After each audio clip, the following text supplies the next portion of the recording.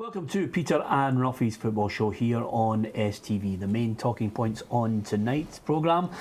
The four nominees have been revealed for the Manager of the Year, with only Jim McIntyre representing the Premiership. Hibs have the chance to close the gap on Falkirk and draw level in the Championship. And could Stephen Thompson be about to sell up at Dundee United? Just a few of the topics we'll be discussing here on the programme. Alan Ruff is alongside me, Peter Martin, and I'm delighted to say our bootroom guest is Albion Rovers manager Darren Young. Welcome to the programme, Darren. Let's first of all look, Ruffy, at the nominees which have been revealed for the Manager of the Year. Has it caught you by surprise? Only one man from the Premiership in Jim McIntyre, and the rest all coming from the Championship.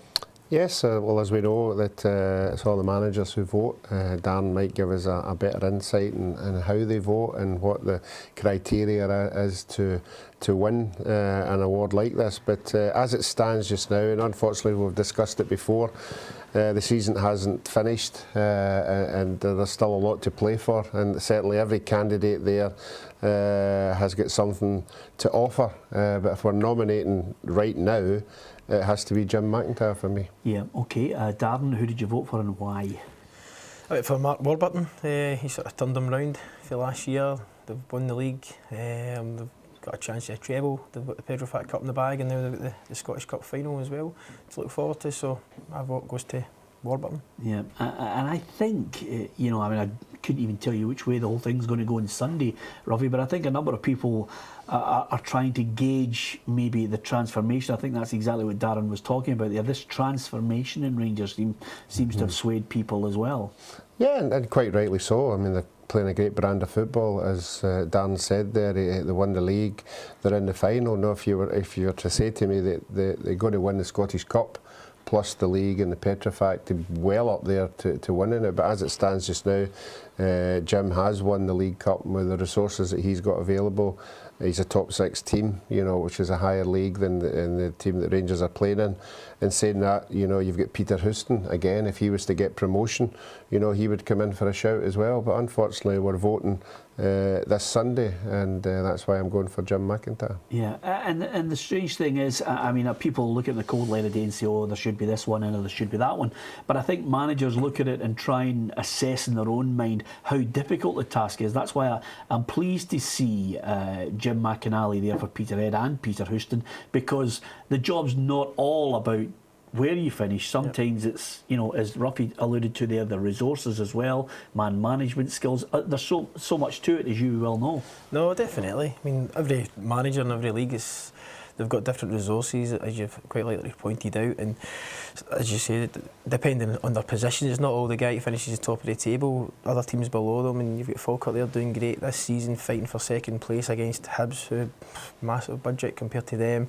Jim McInally doing great in our division. They're up second or third now with Ayr United, fighting for the playoff, and they got them to a cup final. So it's some great performances of some of the managers this year. Yeah, and as you mentioned, your own division, who can you see? I mean, you've obviously got your own ambitions on it, because I tell you, I couldn't pick a better end to a season for Albion Rovers fans and everybody down to the last game, and suddenly you guys could sneak into the playoffs. Yeah.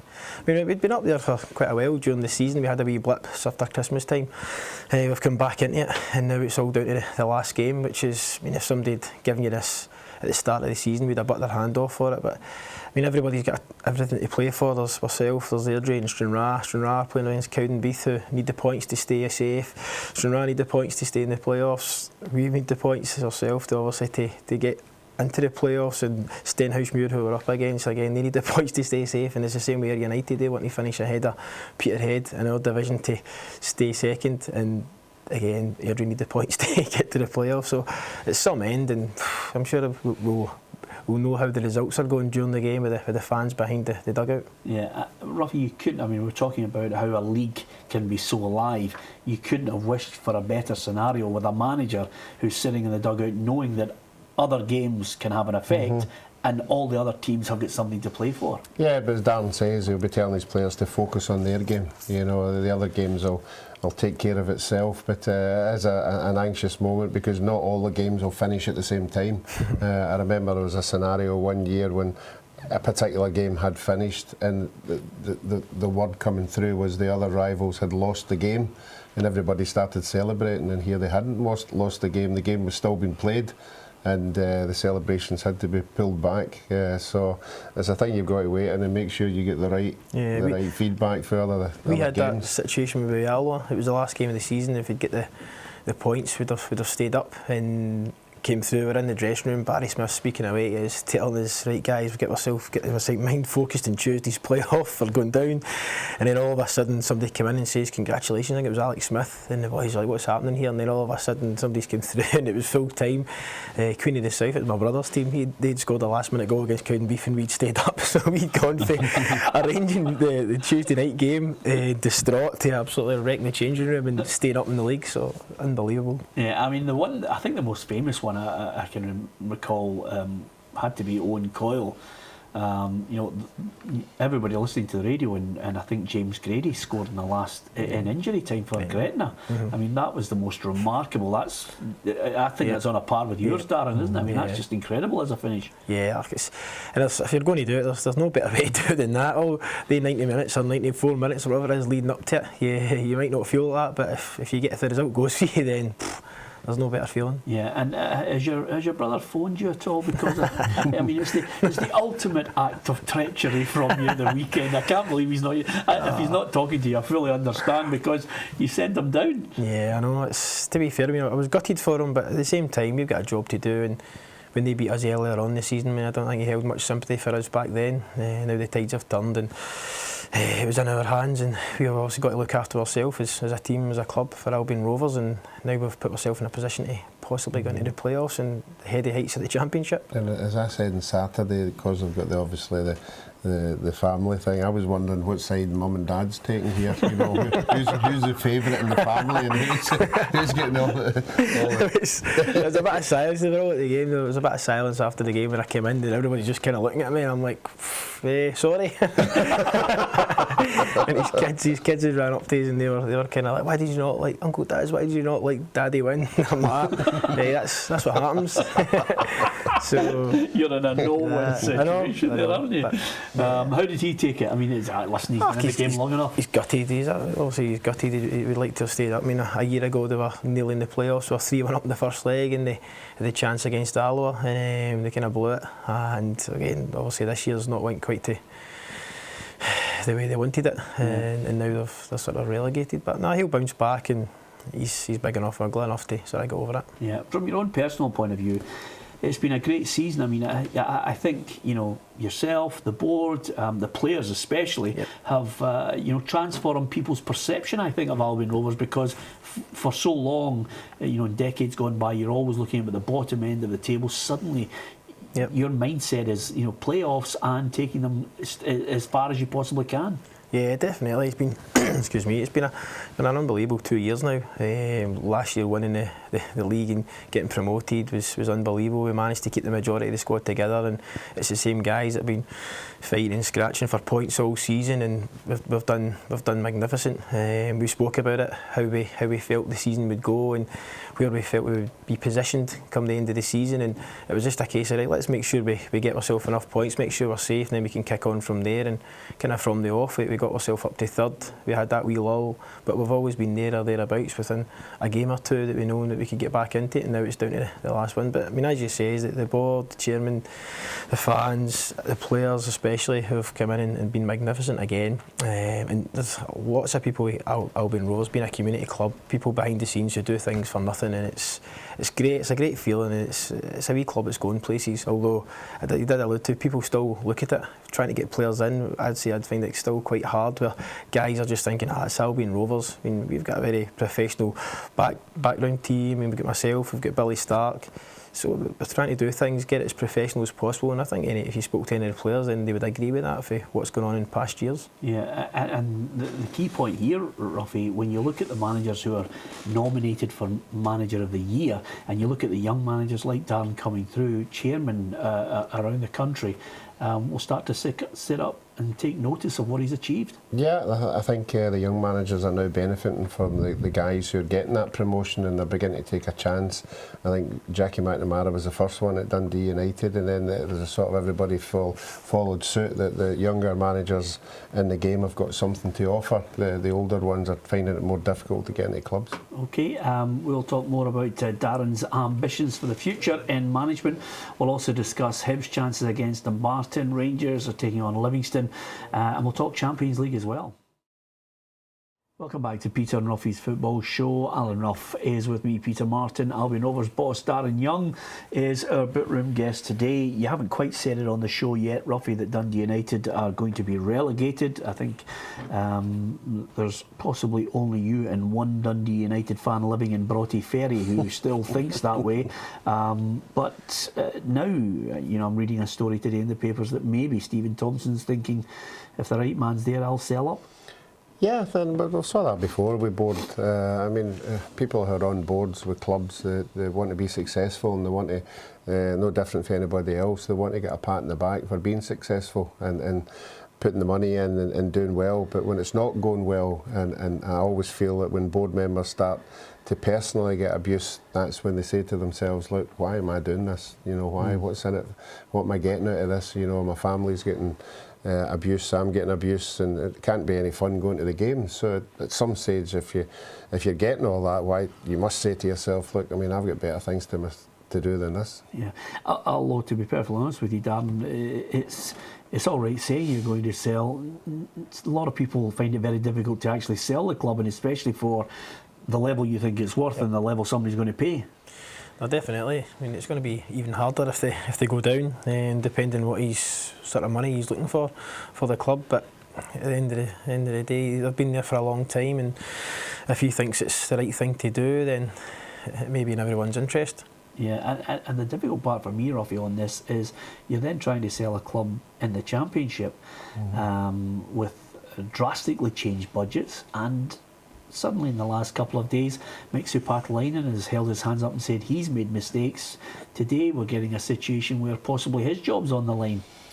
Yeah, and I think if he holds his hand up, managers live by the results, and it just hasn't worked for him, and they've actually gave him some money to try and change it, and it hasn't worked. Well, as it stands just now, it hasn't worked, and I think his job really comes into consideration as well. I think he's big enough to know that. He's been in the game long enough, and if the were go down, there'd be drastic changes. Obviously players would go, wages would be cut, and they might think a new manager coming in might be more suited to take them back up again. Yeah, although the ultimate pain, Darren, has to be your great rivals at Dens Park, and they have the chance to inflict the ultimate pain. Yeah, I know, it's not great if you're a Dundee United fan having to go to there to either stay up or get relegated.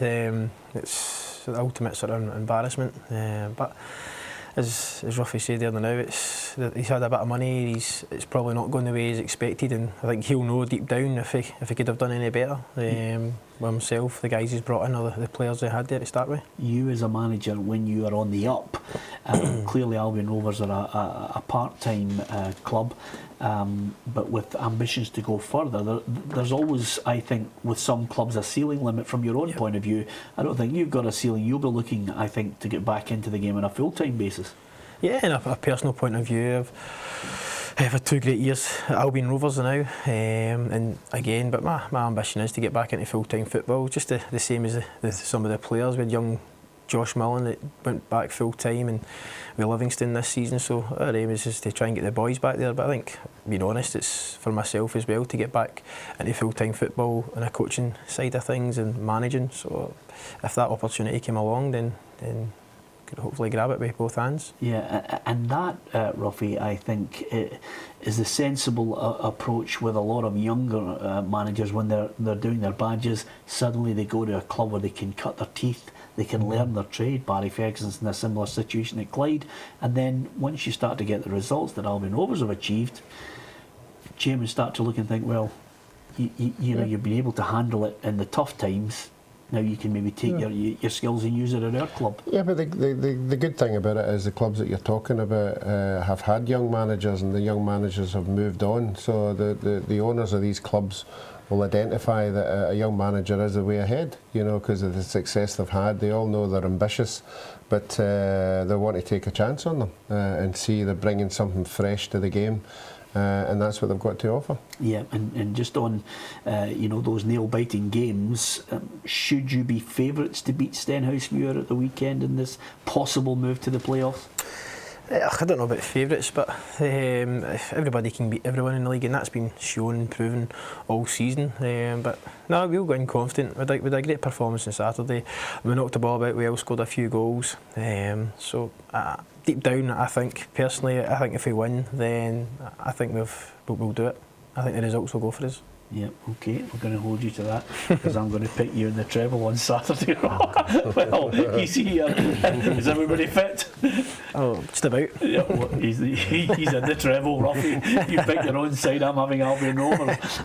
Talking of teams that, you know, have got it all to play for, Hibs, if they can defeat them, Barton, Ruffy, draw level with Falkirk, then there really is game on to see who's going to have to play maybe 2 games less. Yeah, big games coming up, and certainly Hibs have got a lot of them.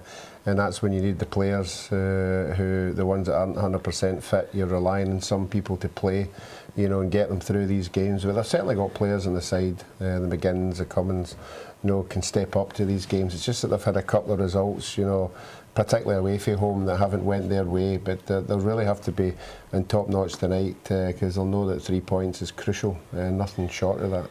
Yeah, 3 points and a 7-0 win would maybe put it in their favour, possibly 8.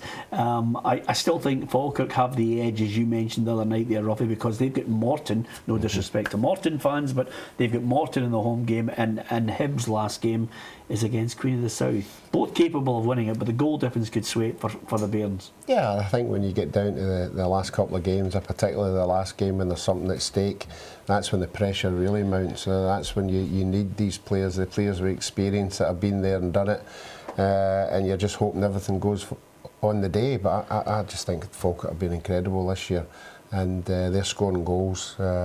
So yeah, but I think it's tight. I don't think anybody can call who's going to win that. Yeah, everybody's debating what kind of challenge is going to come in the Premiership next season. There's been all sorts of claims, counter claims about we can do this, you can do that. Scott Brown says that you know, I think he's obviously trying to appeal to the Celtic fans, saying that they're looking to go to 10 in a row as they're trying to win the title. Kenny Miller says Rangers don't need to spend a lot.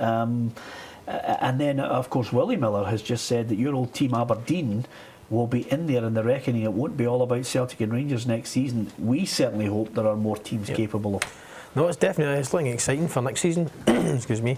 I expect Aberdeen to be up there again. Rangers are coming straight in, and I think you saw with the Old Firm game there isn't that much of a difference. Celtic will obviously, first of all, they need to get themselves a new manager.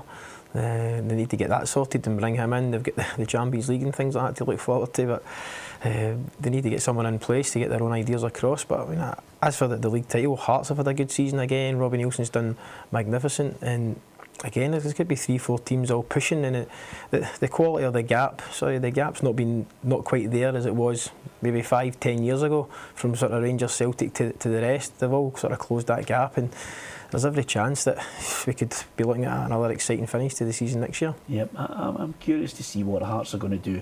I think they really are the dark horse over the summer, Ruffy. Well, the thing about it is they're not spending lots and lots of money, but what they are doing, whoever it is, they're certainly identifying players that are coming into our league and holding their own. You know, the players most of us have never heard of before. So whatever scouting system they've got, if they were to just go up that level and still not put themselves through the wage bill, then I think they'll be there or thereabouts. Yeah, I've got to mention then good luck to Stilian Petrov, who's revealed that he wants to try and get back playing at 36 for Aston Villa in the Championship, Ruffy. He's free from leukaemia, all the tests have been done, he's getting back to full fitness. 36, you wouldn't bet against him just making a swan song of a year for Villa. Yeah, it'd be incredible if he was to make that step for what he's went through. And I'm sure everybody in the game would be wishing that he can come through it and we can see him again, because he was an absolutely terrific player. Yeah, okay. When we go out live, it's always insightfulness. When the repeat comes on, if you get the predictions wrong, you start to look mightily silly. So let me ask you: is it going to be Ronaldo or Aguero smiling at the end of Man City Real Madrid? I think it'll be Ronaldo. I'm going to go for a draw. You're going to go for a draw. Yeah. Atletico Bayern the next night. Draw. Bayern for me. Bayern, okay then, just watch those skelfs on your backside there for not coming up with a prediction on it there. Listen, we wish you all the very best, Darren, for the future, especially at the weekend. They're certainly in my treble, Albion Rovers away to Stenhousemuir. Who knows, you might just sneak in the back door of the playoffs as well for the Rovers. Join us tomorrow night on the programme, because one of the backroom staff of Dundee, Jerry McCabe, is going to be our guest. He'll be talking about the potential for Dundee to relegate their great rivals United at Dens Park on the Monday. That's all on Peter and Ruffy's Football Show from Darren Young, from Ruffy and myself, Peter Martin. Thanks for watching. Good night.